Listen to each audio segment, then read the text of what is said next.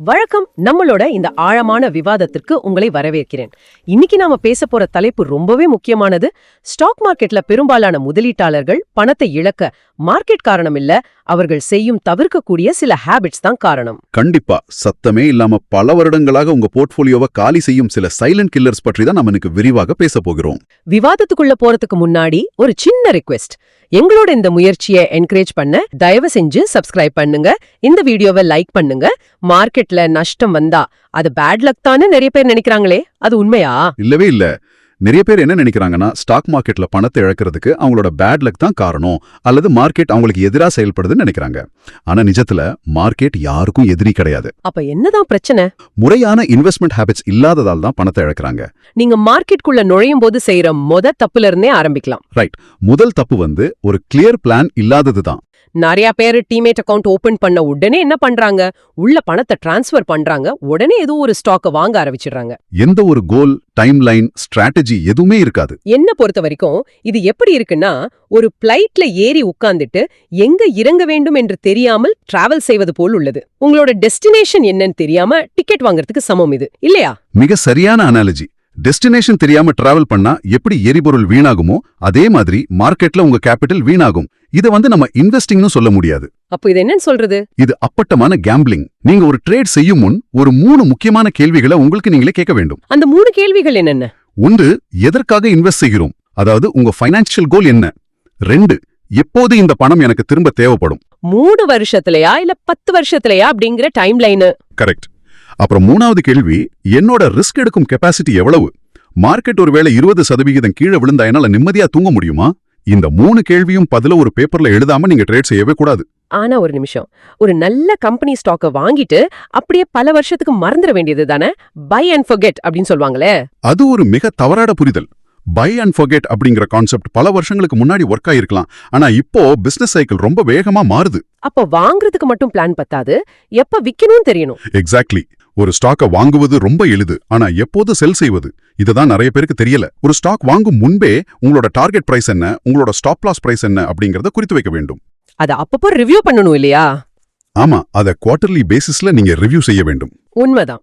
நிறைய பேர் ரொம்ப ரீசர்ச் பண்ணி வாங்குவாங்க, ஆனா ஒரு 10% லாபம் வந்த உடனே அப்படா லாபம் வந்துருச்சுன்னு சீக்கிரமா விற்று விடுவார்கள். இல்லனா மார்க்கெட் இறங்கும் போது பயத்துல நஷ்டத்துல விற்று விடுவார்கள்.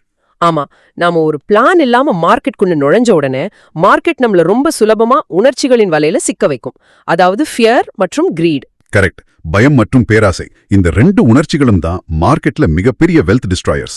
மார்க்கெட்டோட டிசைனே உங்க எமோஷன்ஸ் தூண்டுற மாதிரி தான் அமைஞ்சிருக்கு. விலை குறையும் போது உங்க போர்ட்ஃபோலியோ சிவப்பு நிறத்துல அலரும் போது பயம் வந்துரும். ஆமா, ஐயோ இருக்கிற பணமும் போச்சுன்னு பயத்துல பாட்டம்ல செல் செய்வார்கள். அதுவே விலை ஏறும்போது எல்லாரும் லாபம் பாக்குறாங்க, நாமளும் வாங்கணும்னு பேராசையில டாப்ல பை செய்வார்கள். இது அப்படியே லாஜிக்கு எதிரானது இல்லையா? அப்ப ப்ரொஃபஷனல் ட்ரேடர்ஸ் எப்படி இதை ஹேண்டில் பண்றாங்க? ஏன்னா அவங்களுக்கும் அதே மார்க்கெட் தான், அதே ஸ்கிரீன் தான். ப்ரொஃபஷனல் ட்ரேடர்ஸ் உணர்ச்சிகளுக்கு இடம் கொடுக்க மாட்டார்கள். அவங்களுக்குன்னு ஒரு சிஸ்டம் இருக்கும், ரூல்ஸ் இருக்கும். எனக்கு இன்னைக்கு மார்க்கெட் ஏறும்னு தோணுது அப்படின்னு அவங்க ட்ரேட் பண்ண மாட்டாங்களா? கண்டிப்பா மாட்டாங்க. என் ஸ்ட்ராட்டஜி படி இன்னைக்கு பை சிக்னல் வந்திருக்கு, அதனால வாங்குறேன். என் ஸ்டாப் லாஸ் ஹிட் ஆயிடுச்சு, அதனால வெளியே வர்றேன்னு தான் ரொம்ப மெக்கானிக்கலா முடிவெடுக்குங்க. அவங்க டிசிஷன்ஸ் டேட்டாவை நம்பி இருக்குமே தவிர டோபமீனை நம்பி இருக்காது. டோபமீன் நம்பி இருக்காது. ரொம்ப அழுத்தமான பதிவு. இந்த பேராசை பத்தி பேசும்போதே இன்னொரு விஷயம் ஞாபகத்துக்கு வருது. என்ன விஷயம் அது? ஃபியர் ஆஃப் மிஸ்ஸிங் அவுட், அதாவது ஃபோமோ. மார்க்கெட் ஆல் டைம் ஹைல இருக்கும்போது தான் இது ரொம்ப அதிகமா நடக்கும். ஆமா, மார்க்கெட் உச்சத்துல இருக்கும்போது தான் இதுவரைக்கும் இன்வெஸ்ட்மெண்ட் பத்தியே கவலைப்படாத நம்ம உறவினர்கள், நண்பர்கள் கூட திடீர்னு எந்த ஸ்டாக் வாங்கலான்னு கேட்பாங்க. அப்போதான் நாம மிக கவனமாக இருக்க வேண்டும். எல்லாரும் வாங்குறாங்களேன்னு நாமளும் டாப்ல என்ட்ரி கொடுப்பது எவ்வளவு பெரிய ஆபத்து. அது ஒரு மிகப்பெரிய ஆபத்து. நீங்க புல் ரன்ல இருக்கும்போது நீங்க வாங்க போற ஸ்டாக்கோட பி ரேஷியோ அதோட ஹிஸ்டாரிக்கல் ஆவரேஜை விட அதிகமா இருந்தா, அதாவது ரொம்ப எக்ஸ்பென்சிவா இருந்தா கட்டாயம் வெயிட் செய்ய வேண்டும். ஒருவேளை அந்த ரேலிய மிஸ் பண்ணிட்டா என்ன பண்றதுன்னு பயப்படுறாங்களே. கவலையே படக்கூடாது. ஒரு வாய்ப்பை தவறவிட்டா விட்டு விடுங்க. மார்க்கெட்ல வேறு வாய்ப்பு கட்டாயம் வரும். பொறுமைதான் இங்க ரொம்ப முக்கியம். ஆனா அந்த பொறுமை இல்லாததுனாலதான் நிறைய பேர் ஷார்ட்கட் தேடி போறாங்க. மச்சி, இந்த ஸ்டாக் 3 மாசத்துல 10 மடங்கு ஆகும் பாரு அப்படின்னு வாட்ஸ்அப், டெலிகிராம் மூலமா நிறைய டிப்ஸ் வரும். இந்த ஹாட் ஸ்டாக்ஸ் டிப்ஸ் துரத்திட்டு போற பழக்கம் ரீட்டைல் இன்வெஸ்டர்ஸ்க்கு ரொம்பவே அதிகமா இருக்கு. இங்கதான் நீங்க மார்க்கெட்டோட இருண்ட பக்கத்தை புரிஞ்சுக்கணும். இருண்ட பக்கம்னா என்ன சொல்றீங்க? ஒரு டிப் உங்களிடம் வாட்ஸ்அப்ல வருவதற்குள் ஸ்மார்ட் மணி, அதாவது பெரிய இன்ஸ்டிடியூஷனல் இன்வெஸ்டர்ஸ் ஏற்கனவே அந்த ஸ்டாக்குக்குள்ள நுழைந்து விலையை ஏத்திவிட்டு உங்களை எக்ஸிட் லிக்விடிட்டியாக மாற்றிவிட்டு வெளியேற காத்திருப்பார்கள். ஒரு நிமிஷம், இந்த எக்ஸிட் லிக்விடிட்டினா என்னன்னு நம்ம நேயர்களுக்கு கொஞ்சம் விளக்கமா சொல்ல முடியுமா? இது எப்படி வேலை செய்யுது? கண்டிப்பா. இப்போ பெரிய முதலீட்டாளர்கள் ஒரு சின்ன கம்பெனி ஸ்டாக்ல பல கோடிகள் இன்வெஸ்ட் பண்ணி லாபம் பார்த்துட்டாங்க. இப்போ அவங்க அந்த ஸ்டாக்கை வித்துட்டு லாபத்தோட வெளியே வரணும்னா மார்க்கெட்ல அதை வாங்க ஆட்கள் இருக்கணும்ல. ஆமா, யாராவது வாங்கினாதானே இவங்க விற்க முடியும். எக்ஸாக்ட்லி. ஆனா அவங்க அவ்ளோ பெரிய குவான்டிட்டியை ஒரே நேரத்துல வித்தா ஸ்டாக் விலை தடாலடியா கீழே விழுந்துரும். அதனால அவங்க என்ன பண்ணுவாங்க, அந்த ஸ்டாக்கை பத்தி ஒரு பெரிய ஹைப்போ உருவாக்குவாங்க. ஓ, இந்த கம்பெனிக்கு பெரிய ஆர்டர் கிடைக்க போகுது, இது அடுத்த மல்டி பேக்கர்னு டிப்ஸ் பரப்பப்படும், கரெக்டா? ஆமா. அப்போ ரீட்டைல் இன்வெஸ்டர்ஸ் அந்த டிப்பை நம்பி இது மேல போக போகுதுன்னு ஆசைப்பட்டு வாங்க ஆரம்பிப்பாங்க. நீங்க வாங்க டிமாண்ட் கூடும். ஓ, அந்த சமயத்துல அந்த பெரிய முதலீட்டாளர்கள் கொஞ்சம் கொஞ்சமா தங்களோட ஷேர்ஸ நம்ம கிட்ட வித்துட்டே லாபத்தோட வெளியேறிடுவாங்களாம். கரெக்ட். அவங்க வித்து முடிச்சதும் அந்த ஸ்டாக் விலை அதல பாதாளத்துக்கு போகும். நீங்க உச்ச விலையில வாங்கிட்டு நஷ்டத்துல தவிப்பீங்க. இதுக்கு பேர் தான் எக்ஸிட் லிக்விடிட்டி. நீங்க மத்தவங்க லாபத்தோட வெளியேற ஒரு கருவியா மாறிடுறீங்க. வாவ், இது உண்மையிலேயே ரீட்டைல் இன்வெஸ்டர்ஸ்க்கு ஒரு பெரிய ஐ ஓபனர். எல்லாரும் இத கட்டாயம் மனசுல வச்சுக்கணும். ₹1 இன்வெஸ்ட் செய்யும் முன்பும் உங்களோட ஓன் ரீசர்ச் மிக மிக அவசியம். கண்டிப்பா. அடுத்ததா நாம எக்ஸிகியூஷன்ல பண்ற தவறுகளை பத்தி பேச போறோம். அதுக்கு முன்னாடி நம்ம நேயர்களுக்கு ஒரு முக்கியமான தகவல். நாங்க இப்போ போர்ட்ஃபோலியோ அனாலிசிஸ் அல்லது ரீஸ்ட்ரக்சரிங் சர்வீஸ் ஆஃபர் பண்றோம். இந்த சர்வீஸ்ல உங்களோட போர்ட்ஃபோலியோ பத்தின டீடைல் ரிப்போர்ட் உங்களுக்கு கிடைக்கும். யாருக்காவது விருப்பம் இருந்தா டிஸ்கிரிப்ஷன்ல இருக்கிற மெயில் ஐடிக்கு எங்களுக்கு மெயில் பண்ணுங்க. இது ரொம்பவே பயனுள்ள ஒரு சர்வீஸா இருக்கும். ஏன்னா நிறைய பேர் டிப்ஸை தவிர்த்து விட்டு நாமே ரிசர்ச் பண்ணி ஸ்டாக் தேர்வு செய்யலாம்னு முடிவெடுப்பாங்க. ஆனா அங்கேயும் ஃபண்டமெண்டல்ஸ் அனலைஸ் பண்றதுல மிகப்பெரிய டெக்னிக்கல் தவறுகளை செய்கிறார்கள். நிறைய பேர் வெறும் பிரைஸ மட்டும் பார்த்து முடிவெடுக்கிறாங்க. ஒரு ஸ்டாக் விலை ₹10 இருந்தா அது ரொம்ப மலிவு, அதுவே ₹5000 இருந்தா அது ரொம்ப விலை அதிகம்னு நினைக்கிறாங்க. அது ரொம்ப தப்பான ஒரு அப்ரோச். நீங்க சொன்னதுதான் மார்க்கெட் கேபிட்டலைசேஷனுக்கும் நம்பர் ஆஃப் ஷேர்ஸ்க்கும் உள்ள வித்தியாசம். ₹10 ஸ்டாக் மிகவும் எக்ஸ்பென்சிவா இருக்கலாம், ₹5000 ஸ்டாக் மிகவும் சீப்பா இருக்கலாம். கம்பெனியோட மொத்த மதிப்பு என்ன, அதை எத்தனை பங்குகளா பிரிச்சிருக்காங்க அப்படிங்கறத பொறுத்து தான் விலை நிர்ணயம் ஆகுது இல்லையா? ஆமா. பிரைஸ் வேற, வேல்யூவேஷன் வேற. வேல்யூவேஷன் தான் முக்கியம். அப்போ வேல்யூவேஷன் எப்படி செக் பண்றது? வெறும் பிரைஸ பார்க்காம வேற எதை பார்க்கணும்? ரொம்ப சிம்பிளா சொல்லுங்க. ஸ்டாக் வாங்க முன் EPS growth, அதாவது ஒரு பங்குக்கு அந்த கம்பெனி எவ்வளோ லாபம் ஈட்டுதுன்னு பார்க்கணும். PE ரேஷியோ அவங்க இண்டஸ்ட்ரி ஆவரேஜை விட எப்படி இருக்குன்னு பார்க்கணும். முக்கியமா கடன் எவ்வளவு இருக்குன்னு பார்க்கணுமா? கட்டாயம் பார்க்கணும். டெப்ட் டு ஈக்விட்டி ரேஷியோ, அதாவது கடனுக்கும் அவங்க முதலீட்டுக்கும் உள்ள விகிதம் எப்படி இருக்குன்னு பார்க்கணும். நிறுவனம் அதிக கடன்ல இயங்குதா, ப்ரொமோட்டர்ஸ் ஹோல்டிங் ட்ரெண்ட் எப்படி இருக்கு, கம்பெனி ஓனர்ஸ் அவங்க ஷேர்ஸை வித்துட்டு வெளியே போறாங்களான்னு பார்க்கணும். இதெல்லாம் செக் பண்ணாம வாங்குறது இருட்டுல கல்லேறியற மாதிரி தான். ஆமா.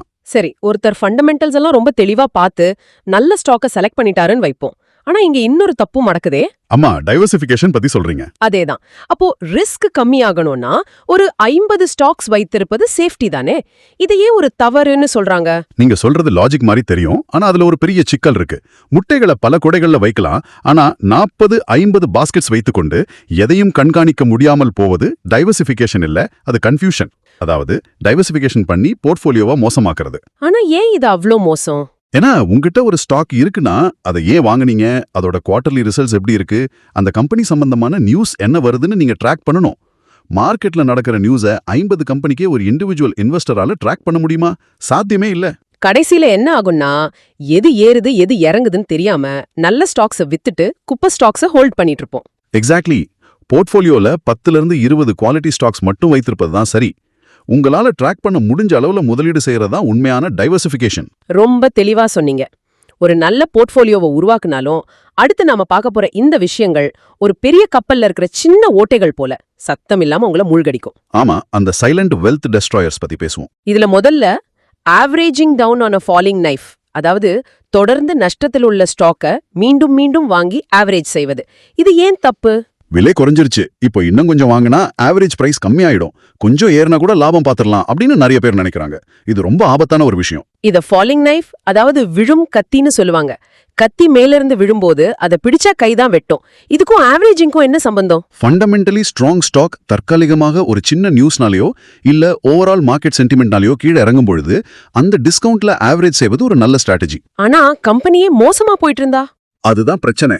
ஒரு கம்பெனியோட பிசினஸ் மாடலே அடி வாங்கிடுச்சு, தொடர்ந்து நஷ்டத்துல போகுது, அதனால ஸ்டாக் விலை விழுதுன்னா அதுல போய் ஆவரேஜ் பண்றேன்னு இன்னும் பணத்தை கொட்டுறது இன்வெஸ்ட்மெண்ட் கிடையாது. நீங்க பண்ண தப்போ ஒத்துக்கிறதுக்கு மனசு இல்லாம மேலும் மேலும் பணத்தை இழக்கிறீங்கன்னு அர்த்தம்.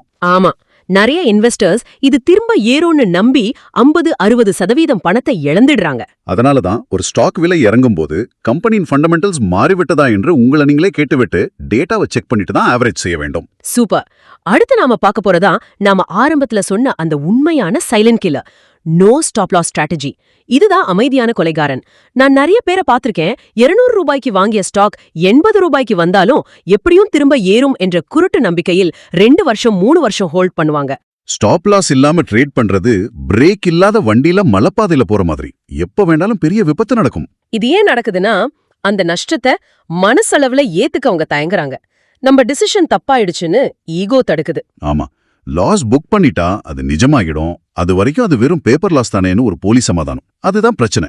அப்போ ஸ்டாப் லாஸ்ங்கிறது என்ன? ஸ்டாப் லாஸ் என்பது உங்கள் தவறை ஒப்புக்கொள்வதல்ல, உங்கள் கேபிட்டலை பாதுகாப்பது. மார்க்கெட்ல உங்க கேபிட்டல் தான் உங்களுக்கான ஒரே ஆயுதம். அதை இழந்துட்டா உங்களால அடுத்த ட்ரேடே பண்ண முடியாது. ப்ரொஃபஷனல் ட்ரேடர்ஸ் எப்படி இதை பாக்குறாங்க? அவங்க எப்பவுமே ஹோப்பை நம்பி இருக்க மாட்டாங்க.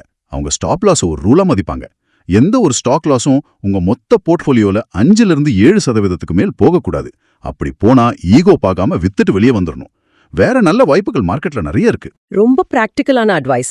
கேபிட்டல் பாதுகாப்பு தான் முதலீட்டின் முதல் விதி.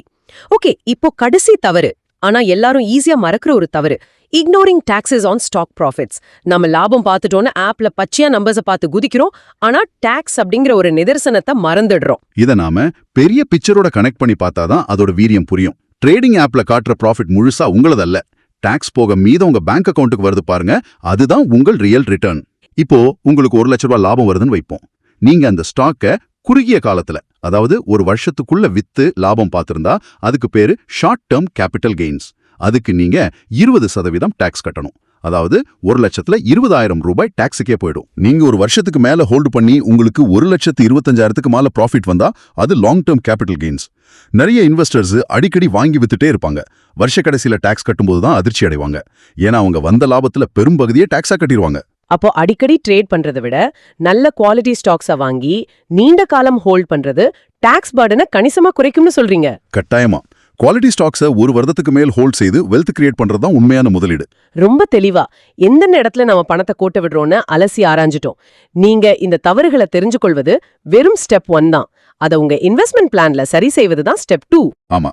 கமெண்ட்ஸ்ல சொல்லுங்க, which stock should I analyze next? இந்த வீடியோ பார்த்ததுக்கு நன்றி. Thanks for watching this video. Please share your thoughts on this topic. இது only for educational purpose. அதனால please consult financial advisor. மீண்டும் அடுத்த விவாதத்தில் சந்திப்போம்.